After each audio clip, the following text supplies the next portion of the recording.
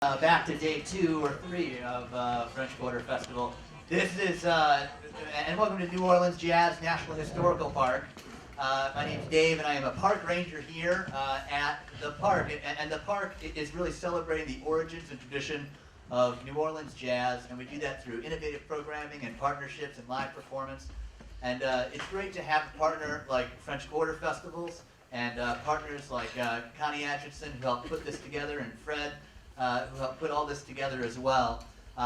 This is the inaugural second day of this Let Them Talk conversation series. So we take the people out of the hustle and bustle of French Quarter Festival and bring them in here to learn a little bit more about the stories behind the music and the stories about New Orleans artists and New Orleans traditions. And it's a great honor to have sharing the stage right now for just a brief moment with these gentlemen, and I just want to thank you for your time for coming out here. We have great programming, and please come visit us in the back on your way out, and come back all day. The programming for this, as you can see in the pamphlets you have on your seat, is just absolutely amazing today. So, and yesterday as well. So without any further ado, here is Fred. Thank you, Dave. Thank you, everyone, for coming out and joining us here this afternoon on another beautiful Sunday at French Quarter Festival. Here to talk a little bit this afternoon with one of the great rhythm masters in New Orleans, Johnny Vidacovich. He's a wonderful contributor to New Orleans music for many, many years. John, where are you from? Where were you born? I was born right here, basically born in Mid-City, raised in Mid-City, still live in Mid-City. What part of Mid-City? Let's see, when I was a kid, we lived on Carrollton Avenue, a block from Banks, across the street from Jesuit High School for about 1 block down, and I lived there with my grandmother, except for a couple of times I moved uptown when I went to college because I had a girlfriend. Well, and then as soon as that was over, I was back in Grandma's house, just living on the other side. Grandma was great, man. She was very encouraging. She was an immigrant from Sicily, and that's who I grew up with. My grandmother and my grandfather were both immigrants from Sicily, and my mother worked because she was a single mom, but my grandmother basically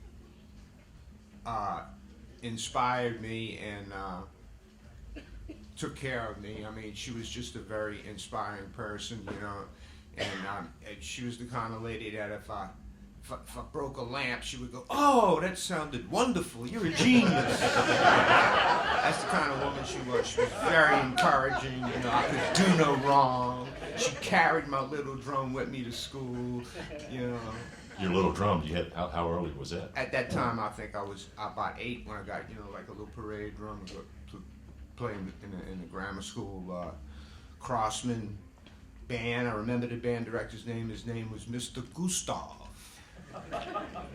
Maestro Gustav. That's right.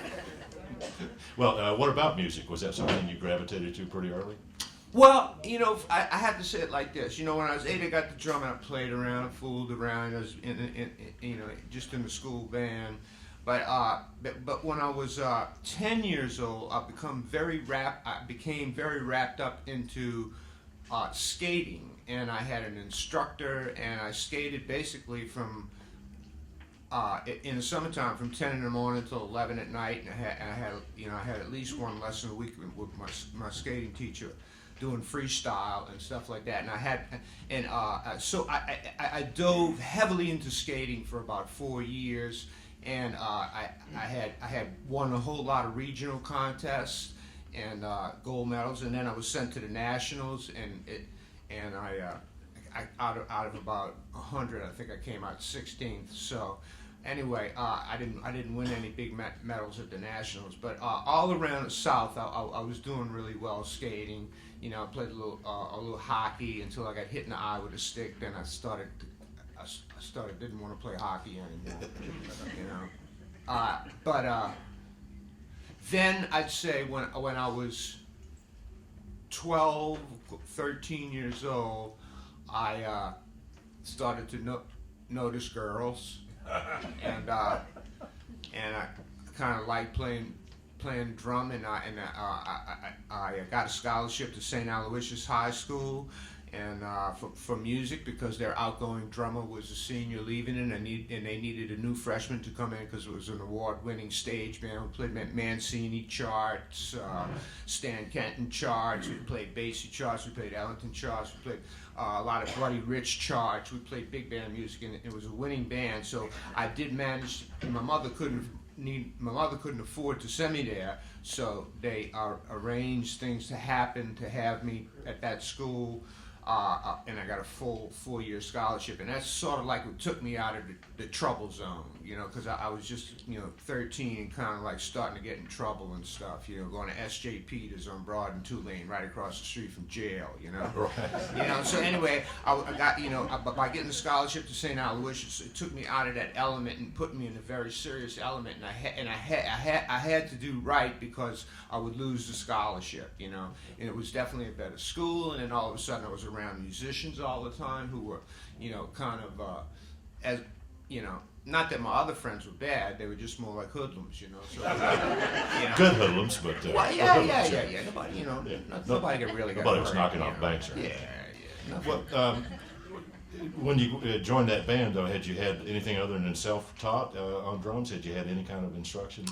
Well, just basic stuff from Mr. Gustav, but he was busy dealing with all these crazy clarinet players. But when I got this, first I got a gig with a kid Dixieland band, and the guy who taught us was a man named Warren Duncan, and he had what do you call it? A junkyard down on Oak Street. Past the Maple Leaf, and on Saturday mornings, he had a piano in this little shed in this junkyard, and on Saturday mornings, kids would come, and he would teach us all the standard trad repertoire, like, Saints, Way Down in New Orleans, Chic Araby, Margie, Won't You Come Home, Bill Bailey, just taught us all the standard traditional songs. So at 13 years old, the little bands that he formed, we would go play at like hospitals, old folks home, Home for the Incurables, Lighthouse of the Blind. I remember one time we played for the tuberculosis ward at the Veterans Hospital, and they rolled all the people outside in wheelchairs with masks on their face, because at that time, that's what they did with tuberculosis people. They put masks on them. This was the vets, anyway. So, I started working, trad gigs at 13, and the older guys in the band turned me on to funk, and then I got into that, and the older guys in the funk bands turned me on to jazz, and I got into that, and blah, blah, blah. Then I got to college, and it was... So that was Dunk's Honky Tonks? Dunk's Honky Tonks. They're the best band in the land, believe me. They go way out for that happy Dixieland. You know it when the people dance, they shove up. I used to know things like these folks, because it's solo, you will shout for that boy. You know it when the crowd is dancing. You know they're having fun. And you hear happy people say, go, go, go, son. There'll be lots of requests for old Professor Dunks. And you hear, yay, Dunks, Honky Tonks. Yeah, that's a song from when I was 13 in the band, bro. So you began then, through that vehicle, you started to get a lot of experience and meet more musicians. Absolutely. That was the key to the open door. That was the key to open the door right there. Yeah. And at St. Aloysius, then you were in the concert band? Yeah, I had, yes. I played, in the beginning years, I played a little percussion, because most of the guys in the band were better than me. They couldn't play drum set, but they could play, the other things. And then in my senior year in high school, I got a timpani teacher, and I learned how to play timpani real well. And that's what got me some scholarships in college, and a big band thing too. And I had an algebra scholarship, if you can believe that or not. Can you do a few equations for us right quick? No, because once I got out of high school, I quickly erased all the algebra from my mind. I only learned algebra, and I got the highest scores in the city, and that got me another scholarship to Loyola. But I only learned the algebra because the algebra teacher was one to be afraid of. And, you know, back in those days, they didn't say go sit down, boy. They just hit you upside the head with a book. You know, that's right. That's right. Or the hand. But this guy I saw him whack a guy right in the face with a book. And that's when I went, whoa, X equals 2. And he would say stuff like, he'd be scolding another boy, look, I don't accept homework with erasure papers. If Vidacovich can, and he's a music boy, if he can hand in a clean sheet of paper, bam, and hit this cat's out the head, boy. Straight, I was so scared I made 98s until the day I died. Until I got out of school. Right? Yeah, I said, the hell with this, man, I'm going into music, man. And if there was any doubt, that I was confirmed. afraid this brother was going to hit me, man, and anyway. That was a horror movie. Well, in the neighborhood of Mid-City where you're growing up, was there much music in the bars and clubs around there? Well, there was what was cool about it was that the neighborhood I lived in was a lot of immigrants and first generation children born in America. There was none of us had air conditioning, and so all the windows would be open, and there were shotgun houses just one next to another. So you could very easily hear what was going on in the next house, you know. And as you walked down, like the people that lived next door to me were from Honduras, so I was taking in all of the sounds of Latino music, you know. And then the people down the block were Irish, and everybody had different sounds, you know. And 4 or 5 blocks over by St. Anthony's Church, you know, from where I lived, maybe 6 blocks, you could hear the drummers early in the morning starting to line up for the parades, and my grandmother would let me walk over there and just look at the drummers, you know, like 2 hours before the parade, and I would just sit there and look at all the drummers, and wow, that's cool, I want to do that one day, you know.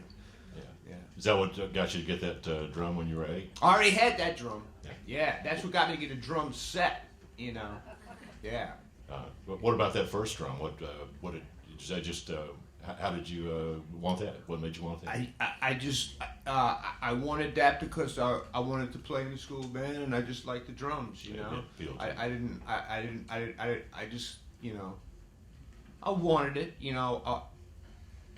It just was somewhere to start, and it was a good starting point. And my mother said, "Well, if you do good with this, and then she said, I'll get you a drum set. You know, rent you a drum set." Right. Back in those days, I think the first drum I got, I don't know if it was $35 or $40. But I remember my mother paid about $5 a month to pay for it, right. Something like that. Uh-huh. You know, she was cool. And I got some drums, and then I got in that little Dixieland trad band. And then when I got the scholarship to high school, I got a brand new set of drums. So that was yours. Oh man, it was great. Do you still have any of those? A friend of mine found the snare drum in a pawn shop and took it home and restored it and gave it back to me. And he's, you know, he knew what the drum was, and I recognized it from the inside. You know, I can tell it. Yeah, this was the drum I had when I was 13, 14, 15 years old. How about that? Yeah, I know, I freaked out. So you're at St. Aloysius, not majoring in algebra, but doing well. Yeah, yeah. And learning all kinds of different music, right? Yes. I had to learn a whole lot of music. Because in my senior year I played timpani, and that meant buckling down a little bit more. You know, you had to be aware of, especially going in, you know, I had to start buckling down in my senior year because of the Vietnam War, and I did not, you know, I'm not a protester or anything, you know, but I just don't think I'm good military material. So, why are you laughing? I just don't feel as though I'm the kind of guy you want to issue an automatic weapon to defend you. I don't really think that's a good idea, because I'm afraid that I would probably lose the war or shoot one of y'all in the butt. So I just said, man, I should not go to this war. So I immediately buckled down in college and learned timpani very well. Now, had you started playing in bands outside of school by that point? Oh, in school, yeah. In school, I played in good. At that time, the bands were more into soul, and we had like 4 horns, guitar, bass, and drums, and a singer. And we were doing things a lot of Wilson Pickett, a lot of Otis Redding, whatever was popular at that time. A lot of Ray Charles and James Brown. So that was the music of that time in the '60s. We played all kinds of stuff. Weddings and dance, CYO, gymnasiums, and sock hops, and all of that kind of stuff. I played in more. That particular band was called the Conquest. And but anyway, I played in a lot of several different rock bands, sort of you want to call them, funk soul bands, of the '60s. And when I got into college, I did the same thing. At the same time, I was playing some jazz. You were listening to jazz. I was playing jazz in high school with the band. But then when I was 17, my band director said, "Look, I'm gonna take you to my gig tonight. It was a cocktail. It was a cocktail style piano where the piano player sat here and they had benches all, and it was covered like with a bar and candles and an ashtray, and people would sit around the piano, and they had a bass player and a drummer, and his name was Bob Brockman. He was a great piano player, and anyway, my teacher Joe Hebert said, "Look, I'm gonna take you to the gig tonight. You sit over here by the drums. He's gonna let you sit in. I already talked to you. Wear a tie, look good, and just order a Coke. Don't say nothing." And then this guy let me sit in. Then from that, Santo Pecora was playing a block away at the famous store at that time, and Santo Pecora said, hey kid, go play with me. I said, so I did. I went and played with Pecora for a while, Santo Pecora, and by that time I started to turn 18 into 19, and I remember playing for 2 weeks with the original Dukes of Dixieland. That's when Frank Asunto was alive, and we played at Al Hurt's Club on the corner of Bourbon and St. Louis, and it was quite an experience getting to play with the Dukes of Dixieland, because I was only like 19, and they were all much older, professional men, Right. It was pretty hip. I was only supposed to have the gig for one night, but after I played the first night, he said, "Just stay until my regular drummer gets well." His drummer was sick. So anyway, I got lucky. Older guys always, kind of took me under their wing. Said, "Man, if you listen to this, if you learn this, come here over here. I'm gonna introduce you to this guy. And he's gonna let you sit in, and all of that." So I attributed a lot of it to my, my friends who were slightly older than me that showed me to kind of turn me on to say, "Listen to this. This is Charlie Parker." Actually, my first drum teacher did that. His was Charles Sewer, the brother of Don Sewer, the great clarinet player. My first teacher was Charlie Sewer, and he had me playing with Charlie Parker and Dizzy Gillespie, 10-inch LPs at the time, right. And he would write out just the head and on the drums, and so I didn't even know who the people were on a record till much later. At 14 years old, I was just playing along with the music. I didn't know if it was Charlie Parker, Dizzy Gillespie, or Shadow Wilson playing drums. I didn't even know who those people were, but I was playing the music at that age, and I thought that was a great thing, especially when I later found out, who you had been playing along with, some of the best there ever were. Yeah. Well, what about Al Boletta? When did you meet Al? Wow, man. I met Al at the first Intercollegiate Jazz Festival. I think was somewhere in Mississippi. I think someplace in Mississippi, and it'd be a place where big bands from all over the United States would come there, not to compete, but to be rated by a panel of judges, and and I heard University of Illinois, North Texas State. I was playing with Loyola. It was just on and on. It was like 2 days of big bands. And Al Boletta was one of the judges one year.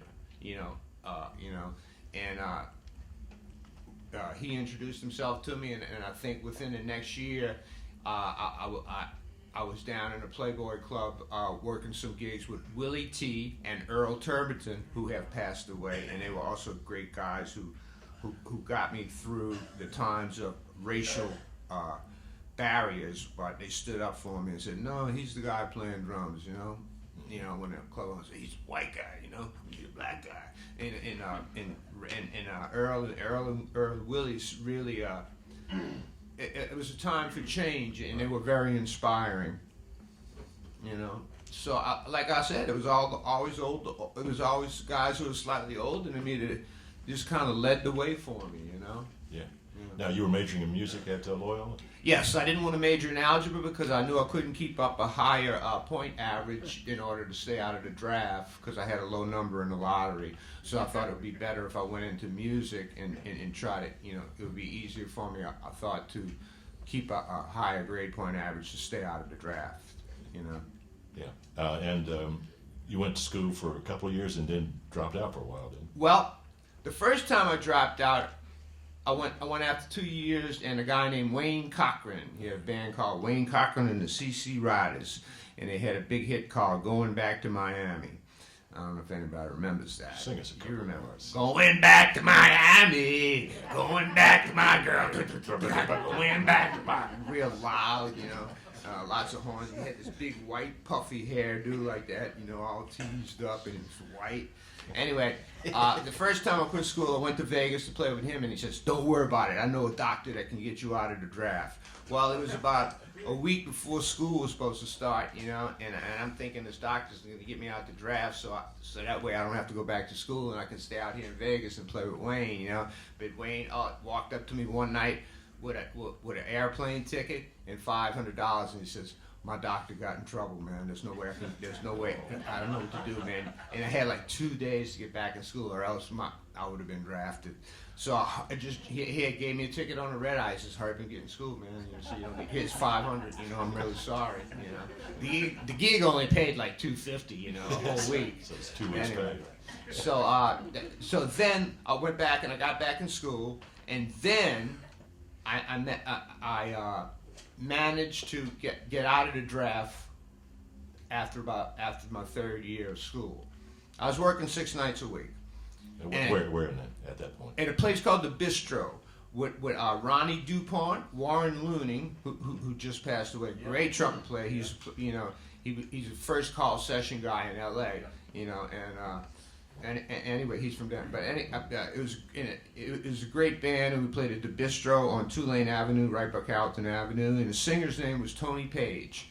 And I remember him saying to me one night, he says, "Well, tomorrow is my last day." I said, "What, you're not going to be on the gig no?" He says, "No, my day gig. I said, "What's your day gig?" He says, "Oh, I'm in the Army, but I work down at the induction center, and I just sing here, you know, every 6 nights." I said, "You what?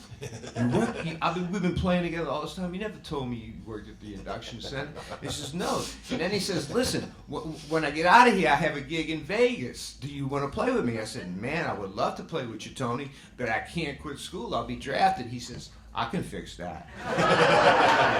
So this is a scary story. So, no, it gets better. I'll tell you all the story. It ain't got much to do with music, but it sure is funny.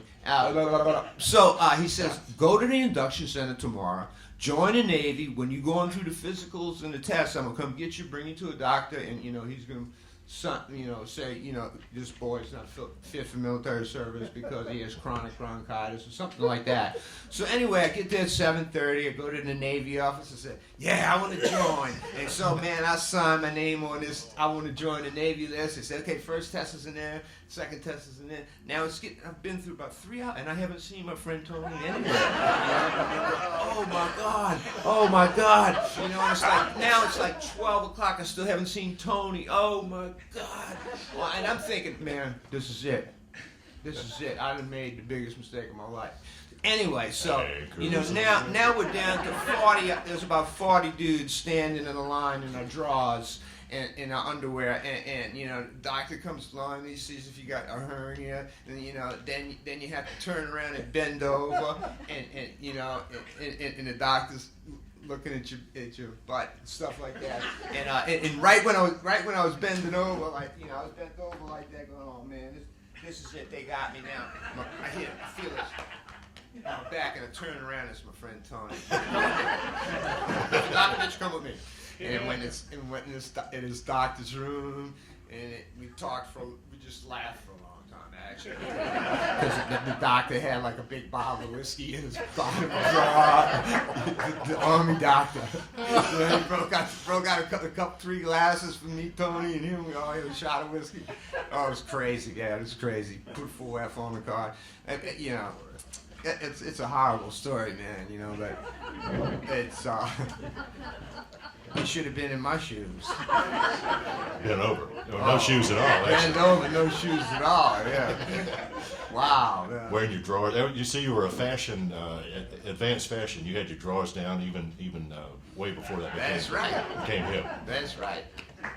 So you finally solved that draft problem. Did you go to Vegas with Tony Page? Absolutely. That was the deal. If I get you out of draft, will you come to Vegas with me? I did, and I worked for 6 months with him. Got offers from a bunch of other people, Ray Anthony and a couple of big time singers. I can't remember the girl's name, lady's name, but anyway, what happened was while I was in Vegas, prior to that I had auditioned for the Playboy Club house gig band, which meant you had to play a jazz set with the quartet. You had to back up a different singer every 2 weeks that was on the Playboy circuit, and they would come with, you know, their music. You had to be able to read their music and play with the singer and a comedian. You know, so that was the shows at the Playboy Club consisted of that. You know, a singer and a comedian and a band would play a few instrumentals out front, and it was Al Boletto's quartet. So Al Boletto hired me, and I didn't want to leave Vegas because my plan was to go to California. I wanted to study with Shelly Manne. Oh. But Al called me a couple of times in Vegas, you know, and he said, "No, we really want you." I said, "But I don't want to come back home. I don't want to come back home. I want to go to California." And I said, "Man, but we really want you here." And I said, "No, I don't know, man." So he called back the next day, and the money was he gave me more money, and I decided to come back home, and that's when I started to work at the Playboy Club steady, 6 nights a week. I had a lot of experience reading shows, backing up singers, backing up comedians when they needed music and foolishness, and that's where I really learned a lot. You know, there's nothing like on-the-job training. So I was working with much older men than me, much more seasoned, fine, modern jazz players, you know, and Richie Payne was the bass player, and, you know, and they were men, you know, they really helped me grow up. They really all looked out for me, and they helped me grow up. So who was on keyboards in that band? A guy named Bill Newkirk. Bill Newkirk played on Al Boletto's band before I got there, and about 2 or 3 years into it. And then when he left, a guy my age, born on my birthday, same age as me, named Morris Stolman, played piano. Unfortunately, he died in a swimming accident. I almost did too, but I was saved. He didn't get saved. He died, and. Anyway, the personnel changed a few times here and there, but I stayed on the band for at least 5 years. You know. So that was a really good experience at getting a lot of time to play and play with some really good players. Absolutely. Growing up, everything around there was a whole lot of girls. You know, Plus that. Yeah. Plus the bunny. Yeah, it was fun. The ratio was like 10 to 1. You know? It was great. Well, that could almost work. I know.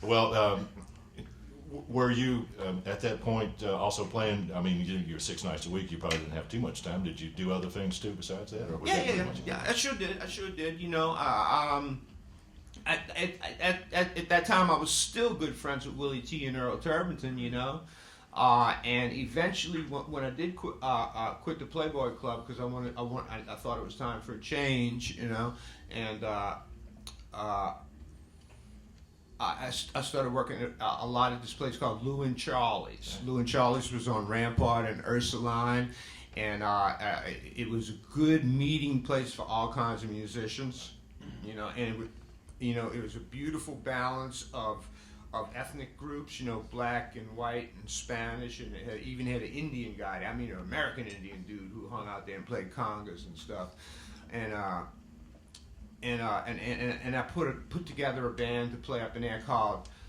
The Third Eye, which was a pretty good band.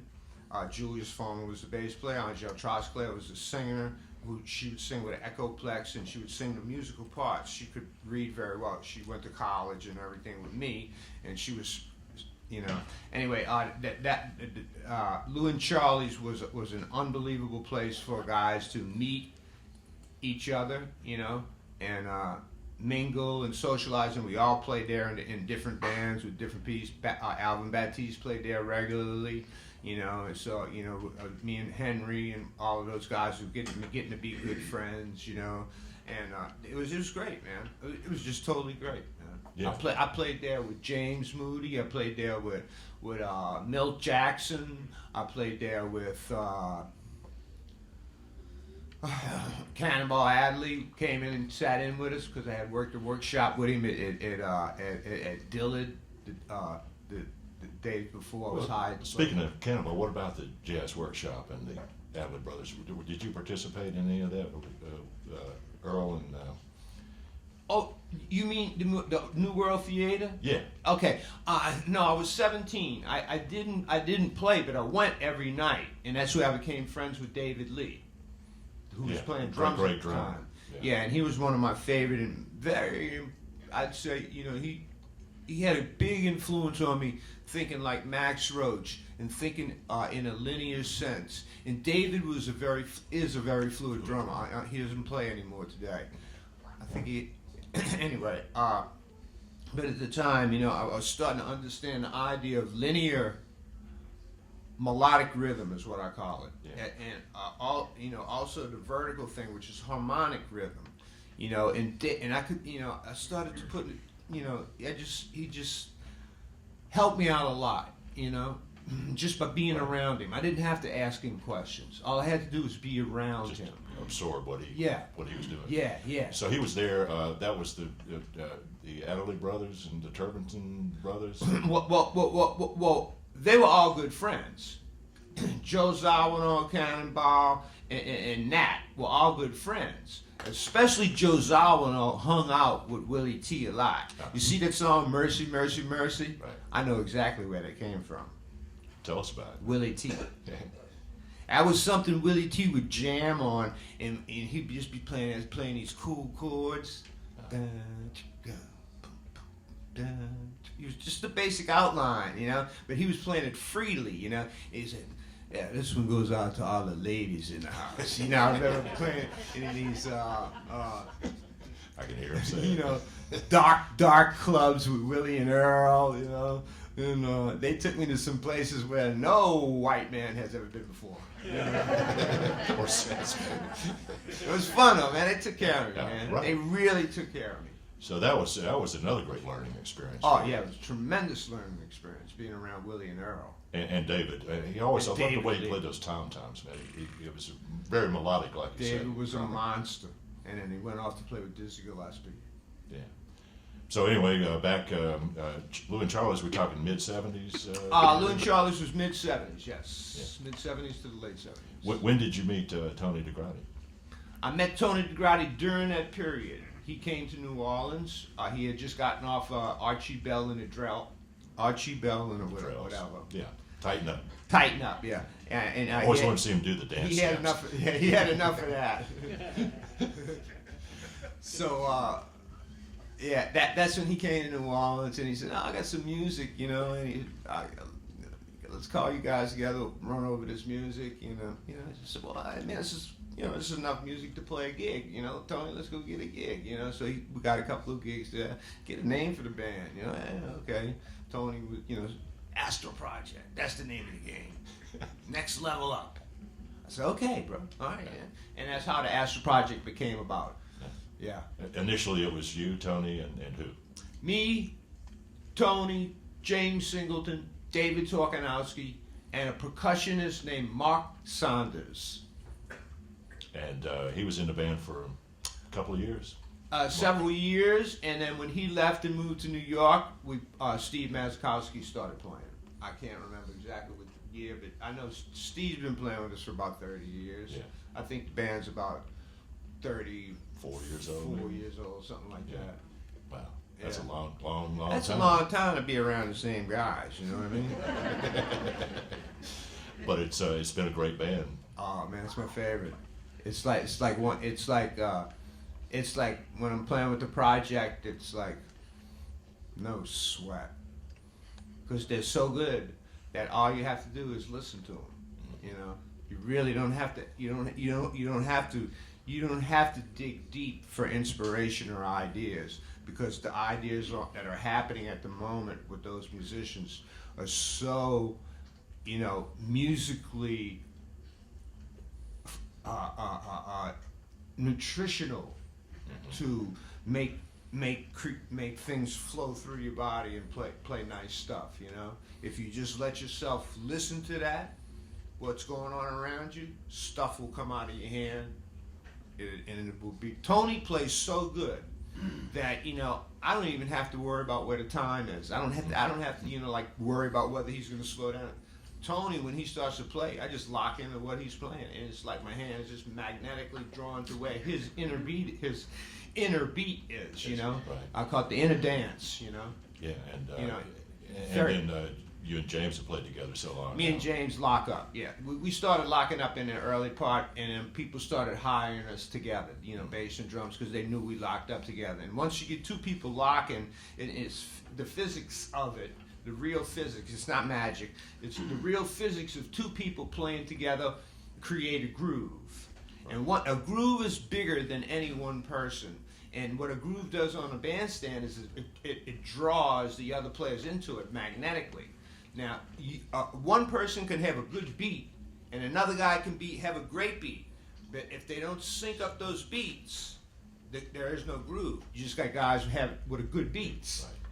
And it has nothing to do with the caliber of musicianship. It has to do with empathy. Where's James at? I'm gonna get right with him. And James said, where's Johnny at? I'm gonna get right with him. You see, Right. And that way you create a stronger magnetic field of molecules that will, by laws of science, will draw the other player's beats to it. And once that happens, then you have a groove. Yeah. A groove is not obtainable by one person. That's just a good beat. It takes at least two people to make a groove. And it takes a lot of empathy. And it doesn't make a difference whether they're good players or bad players. You can have a bunch of guys just beating on buckets, but if they have empathy for one another, it's going to sound great. It gets going. Yeah. Well, and then you guys have played together so long and are all such good players. It really it adds up to a sum that's greater than the individual parts. Magical stuff. Thank you, Fred. I've had the good fortune to hear you guys. I don't know how many times that we worked together a lot with Crescent City. A lot. It's always a treat. I mean, I've heard those tunes, and I never get tired of them. You guys might, but I don't.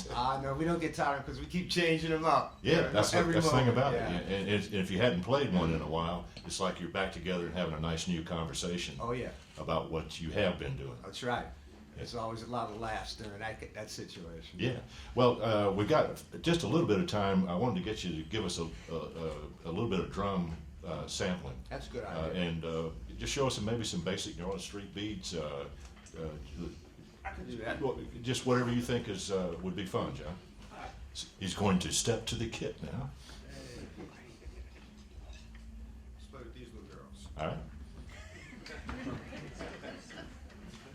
Girls from the Playboy Club.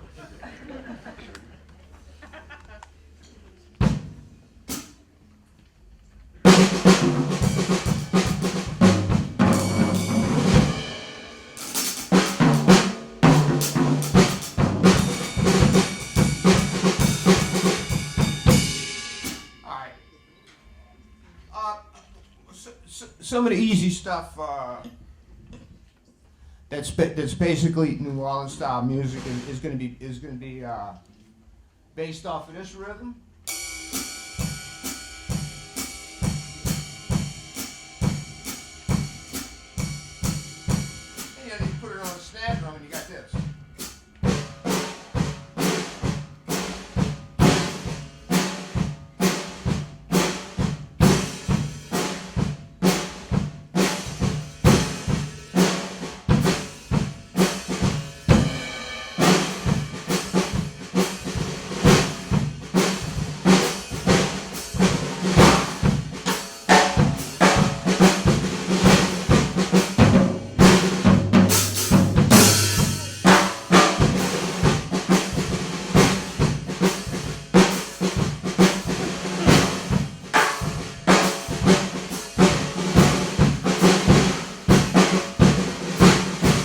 Margie. I'm always thinking of you, Margie. I'll tell the world I love you. Don't forget your promise to me. I have bought you a home and ring and every little thing. Oh, Margie, you've been my inspiration, and days are never blue. After all that's said and done, it's really only one. Oh, Margie, Margie.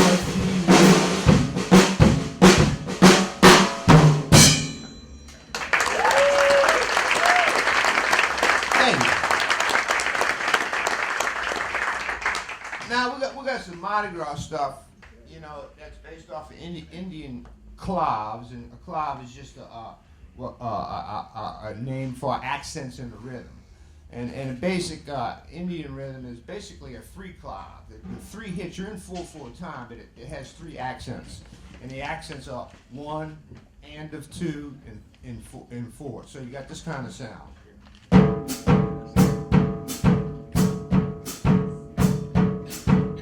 1, 2, 3, 4, 1, 2, 3, 1, 2, 3. So that's why it's a 3-clav, but it's in 4/4 time. All right. Anyway, so. And that also evolved those concepts of the 3-clav, and then there's of course the 3/2-clav.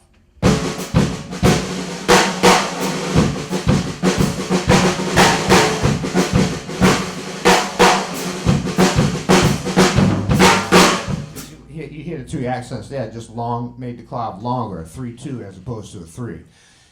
In New Orleans music, we also use a 2/3-clav, which is going to be something like this. 1,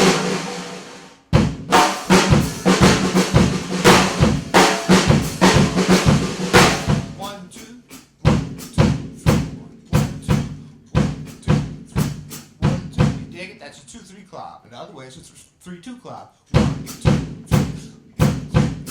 You dig? So a lot of that goes on in the music, and that also was brought over into R&B and funk.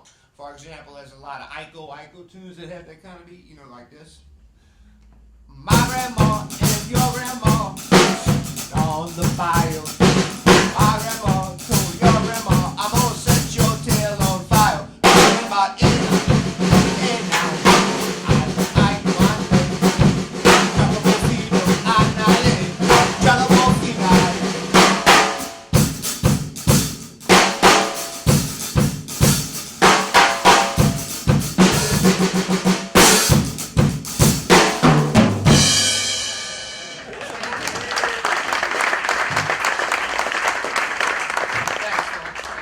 So you can see how this beat was just merely moved over here for the sake of R&B, which could be. And if I'm playing on a snare drum, that's why you see it'll sound a little bit more rockish. So all I did was move it over to the snare drum. I mean, the sock cymbal.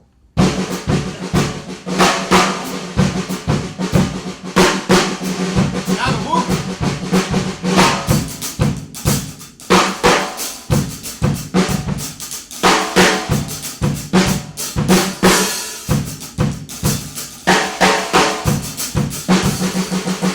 So, it's a question of, I mean, very traditionally, speaking of just moving things around, you could actually take this beat here. And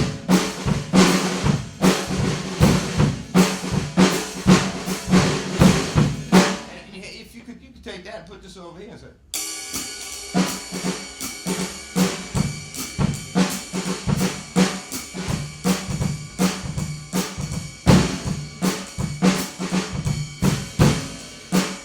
Just put my right hand right here like it's a little cymbal right here. So, you know, it's all very much connected. You know, a lot of it has to do with the texture or the orchestration, the way I orchestrate it on the drums will, you know, give it its certain, someone will pick it up with the, oh, that sounds like a street beat, you know? So it's just because really I'm moving things around, you know? And that's how what's keeping the tradition of our father drummers, you know, the guys who, yeah, I have to say that I use these claves even when I'm not playing them. You know, it might be a very contemporary song, you know, when he's, but inside of my mind, I'll be riding on a count of 3 or a 3-2 clave. You know, even though the music's, you know, some kind of modern stuff that might sound where I'm playing this kind of a beat.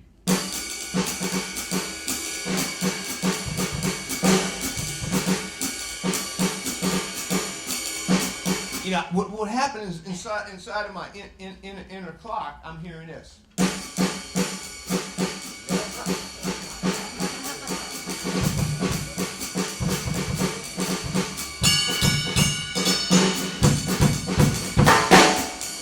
Even though I'm just playing this, I might even ghost this to where you can't hear it over here. Yeah.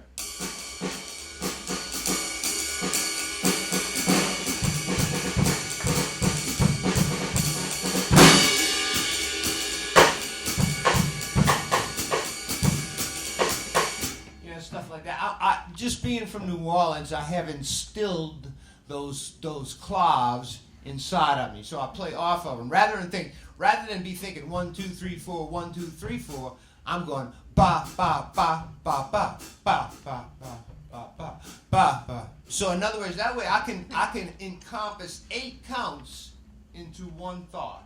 Yeah. So rather than thinking of 8 beats in a vertical sense, I'm thinking of playing as any kind of 2-3 clave or 3-2 clave will take care of 8 counts. So that means my count for this is going to be 1, 1,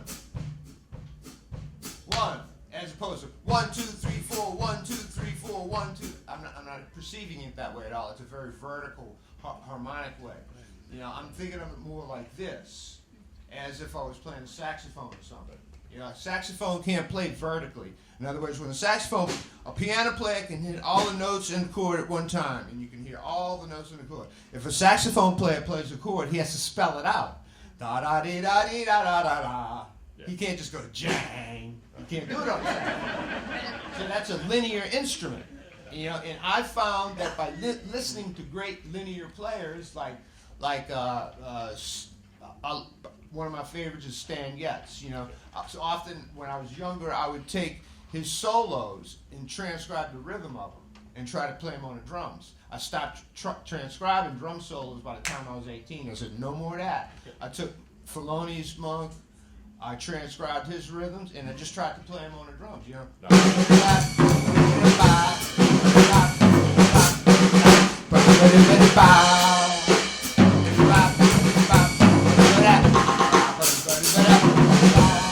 Straight no chaser.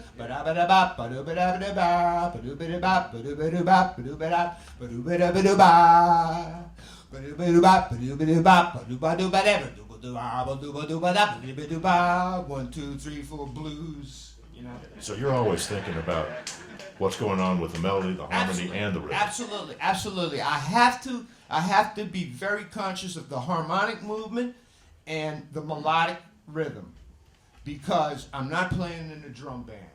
I'm playing with all guys who are playing harmony and melody. I'm the only guy who has no notes, but I have to play with them.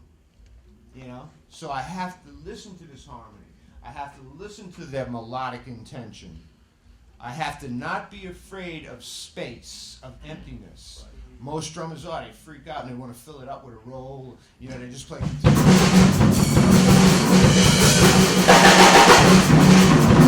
But I'm not into that too much. To me, that's more like callous acrobats, you know. And a lot of times when I hear drummers do that, I say, well, what happened to the song? And in my true heart, I believe it's not about me playing the music and what I can do. It's about my ability to surrender myself to the music so it can come through me and be played. You know, I don't ever think of myself as original. I think there's too many great players that came before me who passed away, and that the whole planet and everything around us is made up of all these vibrations and molecules. They're out there in the air. If you can just open up your heart and your mind, you will channel some of what Coltrane played, what Charlie Parker played. It's still resounding in this planet, you know? Those molecules haven't had time to die out yet, you know? Just because they're dead doesn't mean, you know, their music is in the air. You know? It's in the very fabric between you and me that we cannot see. There's lots of great stuff there. And you just illuminate that. That's what I want to do. Well, nobody does it better than Johnny Vidacovich.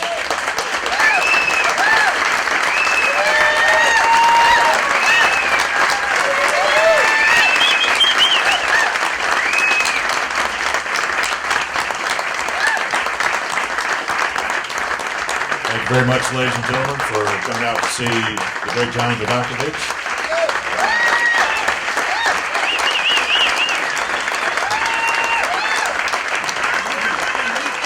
Coming up next on Let Them Talk, we've got John McCusker interviewing Mr. Lionel Furbus, so hope you'll stick around for that.